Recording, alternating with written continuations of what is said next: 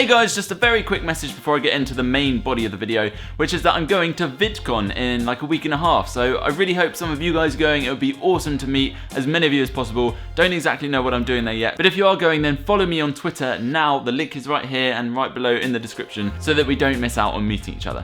But now that's out of the way, I wanted to answer one of the most frequently asked questions that I get asked all the time whenever I do Q&As and stuff. And that is, how do you stay so fit and healthy when you eat all that dessert and eat all those cheesecakes and eat all this food and so on? It's a very good question, because if you just look at my YouTube channel, it looks like I eat loads of crap, I eat loads of desserts, and that's all I eat all the time. Obviously that's not the case, otherwise I would be probably obese by now. But I wanted to go through some tips and advice that I think everyone should really know and understand. So the first thing is, it's all about moderation and balance. Yes, I will happily eat a cheesecake, and if someone shoves a cheesecake under my nose, I can't say no. But then if I do have that piece of cheesecake, then I'm thinking what else I've eaten that day and whether it will fit in with like the number of calories that I've eaten. And if I'm eating too much fat and too much sugar, then well, maybe I should go to the gym afterwards. So it's all about that. And again, like, I'm not going to eat cheesecake every day. If I did, I would be obese. But it's all just about moderation and just taking it into account with what you eat. For example, I really love fast food. I love McDonald's. I have it quite often, but I usually try and time it so that I'm having it on a day that I've been to the gym, or just that the other meals I have that day are a bit smaller. But really, there doesn't have to be limits on what you eat as long as you balance it with the rest of your diet and exercise and everything like that too. Now that leads me on to number 2, which is about counting, or at least understanding calories. Now I'm not saying everyone should know exactly to the digit how many calories they've had every day, but you should at least understand the vague idea of what calories are and roughly how many calories are in each kinds of food. So for example, if you're having one of those large frappuccinos, you should know that it contains about a quarter of your day's calories at around 500 or 600 calories. It's quite a lot, but again, if you balance it out with the rest of your day, then that might be okay. Or you could just go for a smaller one and then it might only contain 250, 300 calories. And again, back to the previous point, if you know you're gonna have something very indulgent that day with quite a lot of calories in it, then it just needs to be balanced out with the rest of your day's calorie intake, which you can only really do if you know roughly how many calories you're eating with everything that goes into your mouth. Number 3 is drink more water.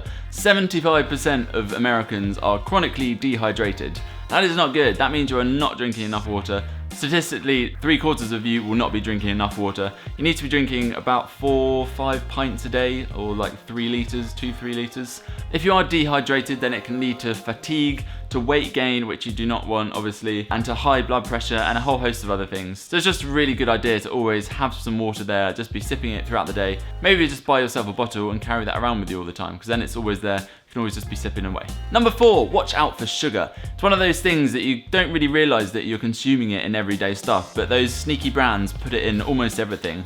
Pre-packaged foods, like sauces and things that you buy at the supermarket that are easy and convenient, they're probably going to be quite high in sugar. And then obviously you've got like fruit juices, which are kind of deceptively bad. And then fizzy drinks, which are just the worst offenders, especially if you're in America where they have this free refills culture. So for example, a bottle of Mountain Dew contains this much sugar. This is 75 grams of sugar. You can conceivably go to a restaurant, have some Mountain Dew, get the free refills, and you could end up drinking a whole cup of sugar like this in one evening. That is so bad. It's really kind of disgusting to think about. So you should just be aware, always looking at food labels and things like that to work out how much sugar is in stuff. Number 5, obviously exercise. You've got to be doing some exercise.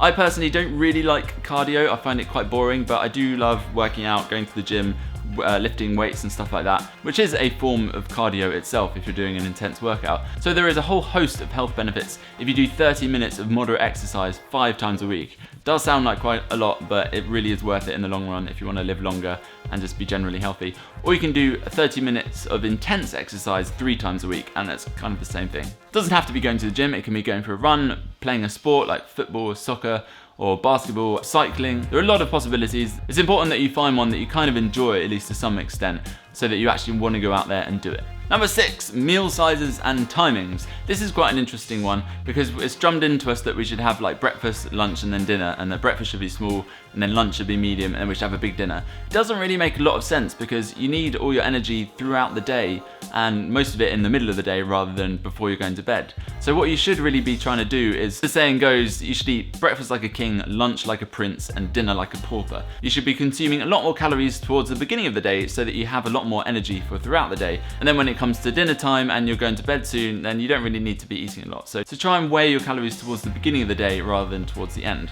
Also, there's no real reason other than convenience to split your food consumption into 3 meals. If you can sort of spread that over 4 or even 5 meals, or even just snack in between your main meals, then it will work out for you a lot better, as it will keep your metabolism going throughout the day. Number 7, there are some real easy switches you can make right today, right now, that are so simple, that are so much more better for you, and that will help you be healthier.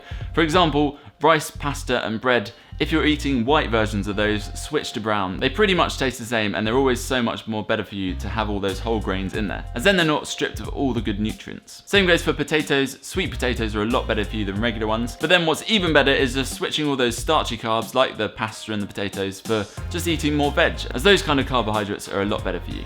Here's a quick quiz for you. Which of these 3 items do you think has the most calories and the least calories? Leave your answer in the comments below right now, and I will let you know if you got it right or not. Hopefully this video has been informative to you and inspired you somewhat. I've actually written a blog post on being healthy at my website dougarmstrong.co.uk. There is a link down below in the description, so if you want some more information and more details, then you could go check out that blog post now. But otherwise, please give this video a thumbs up. It does really help out and I do really appreciate it. Thanks very much for watching. Hopefully I'll see some of you guys at VidCon, but if not, I will see the rest of you next week. Bye!